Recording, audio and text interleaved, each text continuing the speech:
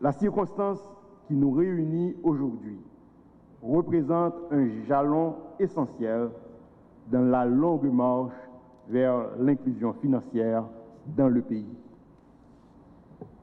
Il convient de rappeler qu'en l'année 2014, par le fait de rendre public le document de la stratégie nationale d'inclusion financière, l'État haïtien s'engageait à faire de l'inclusion financière une priorité nationale.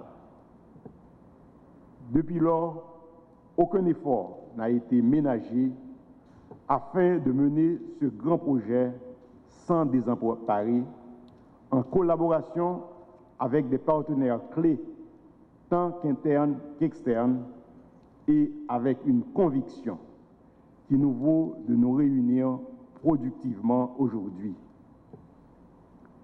L'option étatique d'inclusion financière généralisée était donc un choix stratégique qui, tout en reflétant l'essence moderniste qui la sous-tendait, exprimait aussi une vision de gestion de l'intérêt collectif conforme aux objectifs du développement durable, ODD, particulièrement le 17e objectif, qui recommande une forte implication d'acteurs pertinents venant de tous les secteurs de la vie nationale dans la définition et la mise en œuvre de toute action de politique publique d'envergure.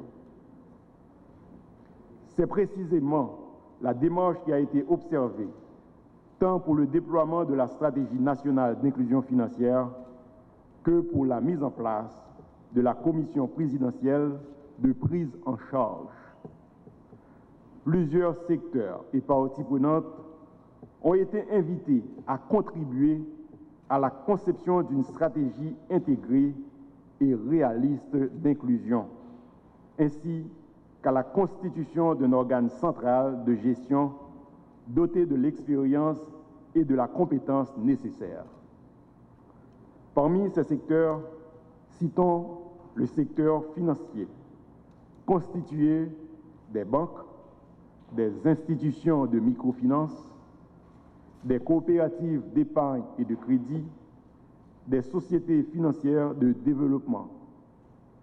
Citons aussi le secteur des assurances, les fintech, les ONG locales et étrangères et les opérateurs de téléphonie mobile, sans omettre l'apport de nos partenaires techniques et financiers internationaux travaillant dans l'inclusion financière.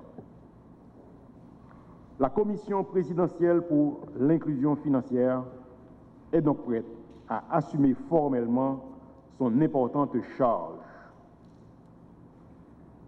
La mission est connue, le mandat est fixé. Il nous revient de travailler à augmenter de manière substantielle l'accès de la population aux produits et services financiers et à en généraliser l'utilisation au sein de ces diverses composantes. Et ce, pour le bien-être économique et financier de nos compatriotes, dont 46% sont exclus financièrement, selon les résultats publiés en 2018 par Finscope, suite à une enquête menée sur le comportement financier des Haïtiens. Excellences, Monsieur le Président de la République, Madame la Première Dame, Monsieur le Premier ministre, chers invités. La stratégie nationale d'inclusion financière constitue un document de référence qui présente les grandes orientations de politique publique en vue d'une inclusion financière effective et équilibrée en Haïti. Sa vision se traduit par 5 axes stratégiques articulés autour de 6 objectifs bien définis.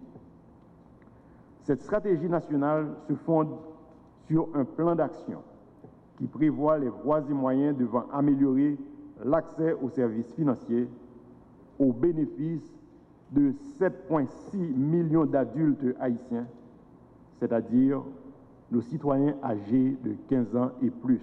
C'est un grand honneur pour moi ce matin de prendre part à côté du président de la République, de la Première Dame, du Premier ministre et de mes collègues ministres à l'installation de la Commission nationale de la stratégie d'inclusion financière. À un moment où l'humanité tout entière fait face à une crise sans précédent, il s'avère urgent de réfléchir sur nos choix économiques à la portée de ces derniers, à la place de l'humain dans nos politiques, ainsi qu'aux enjeux de santé et de sécurité au regard des nouveaux défis et mutations qui interpellent l'ensemble des citoyennes et des citoyens du monde. Il est impératif que les jeunes soient sensibilisés aux bouleversements et enjeux caractéristiques de l'ère et qu'ils soient préparés à affronter les défis et l'instabilité qui affectent le devenir de la société dans laquelle ils sont appelés à évoluer.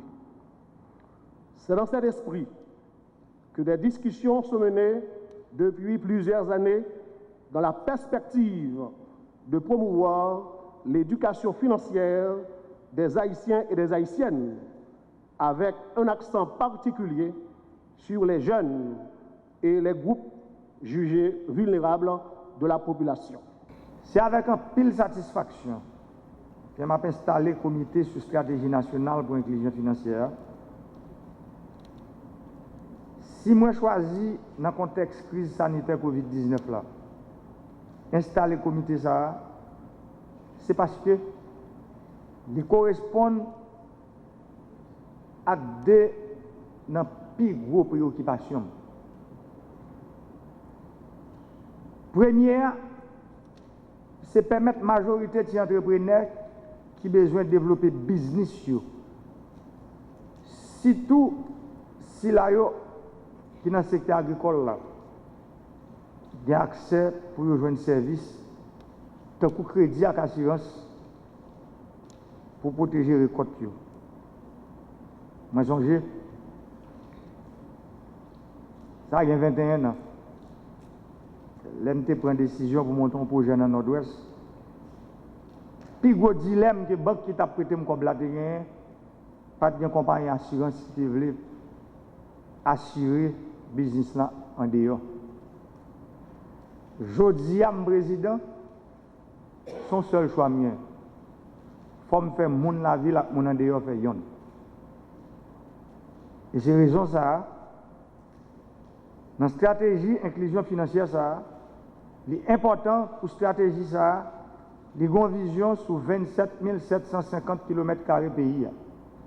Stratégie, ça, il est supposé une vision sur 146 communes qui sont dans le pays et sur 572 sections communales. Ce n'est pas une inclusion financière qui va arrêter dans Port-au-Prince. Ce n'est pas une inclusion financière qui va arrêter dans le gros bureau, dans l'institution privée et publique dans Port-au-Prince, mais c'est une inclusion financière qui va marcher dans tout le pays. Deuxième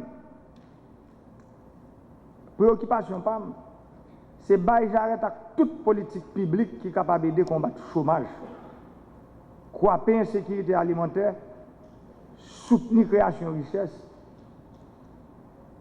et stabilité financière à croissance économique en un pays. Mesdames, Messieurs,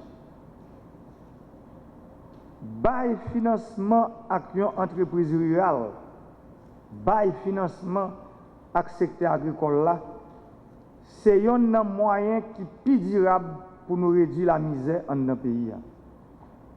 Parce que l'activité agricole nous a augmenté et puis plusieurs business a créé pendant ça qui était là déjà a renforcé et a développé. Comme ça, plus l'argent peut circuler dans tout coin dans le pays. Conjoncture pas facile, situation pas facile. Et mission ça nous gagne, les difficiles en pile en pile.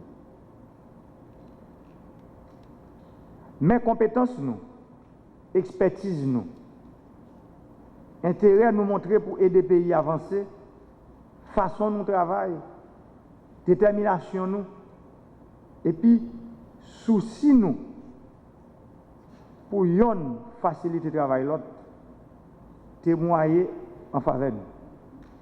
Et c'est ça qui a aidé le succès du travail nous. Nation compte sur nous, sur compétence nous, sur leadership et patriotisme. Nation compte sur volonté nous pour aider à retirer le pays dans l'impasse économique qui bloque la donne depuis plus passé 30 années. Membre comité, j'aurais aimé que le Premier ministre à l'écoute des recommandations de gouvernement, institutions financières, obtenir des résultats, réflexion, analyse et études. Travail pour inclusion financière en Haïti, demande temps, énergie et patience. Inclusion financière, c'est sur deux principes. Premier principe là, c'est bail accès à services et puis produits financiers qui valables. Deuxième principe là, c'est bien utiliser services et produits ça. C'est pour ça l'essentiel pour nous définir une démarche globale qui peut mener nous dans la qualité de transformation ça pour le pays.